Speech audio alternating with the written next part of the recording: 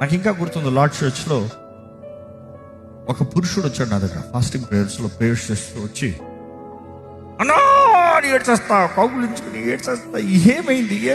నా భార్య వెళ్ళిపోయింది, నా భార్య వెళ్ళిపోయింది, ఇంకొకటి వెళ్ళిపోయింది. నేను ఎంతో ప్రేమిస్తున్నాను నా భార్య ఇట్లా అయిపోయింది, నా భార్యకి ఇట్లా అయిపోయింది. ఆయన చేసి ఎన్ని చెప్తూ ఏడుస్తూ ఉంటే గుండె పగిలిపోయింది.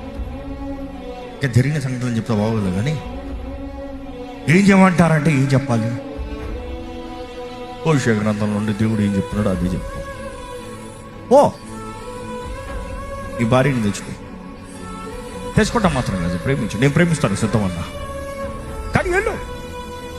దాన్ని నెక్స్ట్ ఫ్రైడే భార్యతో పాటు వచ్చాడు. అమ్మా అంటే ఏడు చేస్తున్నాను, తప్పు చేశాను.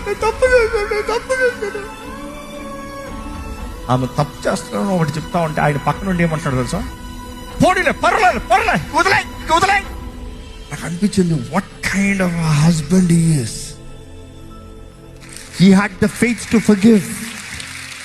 ఆయన అంటే ఒక మాట అన్నాడు, మన అందరూ పాపులమే, దేవుడు మనల్ని క్షమించలేదు, నన్ను క్షమించాడు కాబట్టి నేను క్షమిస్తున్నా.